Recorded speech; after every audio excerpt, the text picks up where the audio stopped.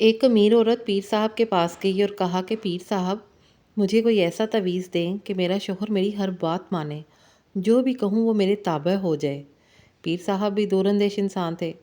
انہوں نے اس عورت کی بات غور سے سنی اور کہا کہ یہ عمل تو شیر کی گردن کے بال پر ہوگا، اور وہ بال بھی آپ خود شیر کی گردن سے اکھاڑ کر لائیں گی، تب ہی اثر ہوگا، ورنہ کوئی فائدہ نہ ہوگا۔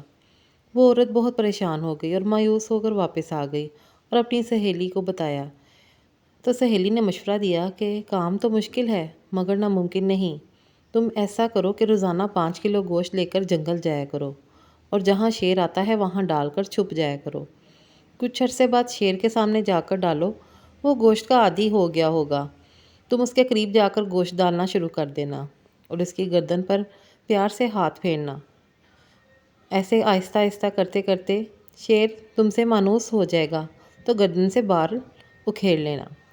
اس عورت کو بات بہت پسند آئی۔ دوسرے ہی دن اس نے گوشت لیا اور جنگل گئی اور گوشت ڈال کر چھپ گئی۔ شیر آیا، گوشت کھایا اور چلا گیا۔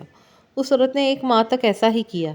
1 ماہ بعد اس نے شیر کے سامنے جا کر گوشت ڈالنا شروع کر دیا تاکہ شیر کو پتہ چل سکے کہ اس کی خدمت کون کرتا ہے۔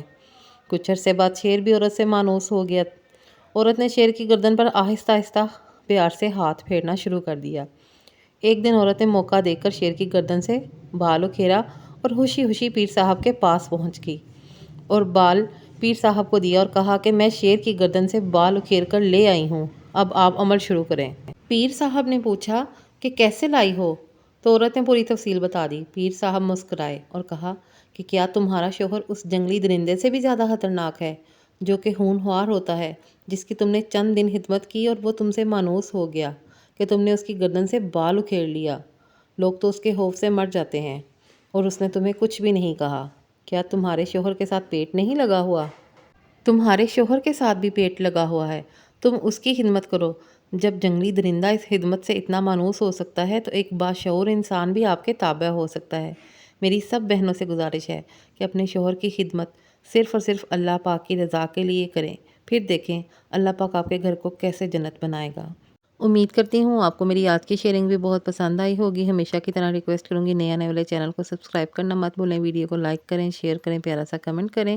آج میں نے آپ کے ساتھ پھر سے ایک اچھی کہانی، ایک اچھی مورلیبل سٹوری شیئر کی ہے۔ ساتھ ساتھ یخنی ہے، سردیاں چل رہی ہیں، سردیوں کا موسم ہے، اس میں آپ کے لیے مٹن یخنی بہت فائدہ مند ہے۔ بالکل ایسے ہی بنائیں جیسے ریسیپی میں نے شیئر کی ہے، آپ کے لیے اور آپ کے بچوں کے لیے بہت فائدہ مند ثابت ہوگی۔ انشاءاللہ نیکسٹ ویڈیو میں ملاقات ہوگی، تب تک کے لیے دے اجازت، اللہ حافظ۔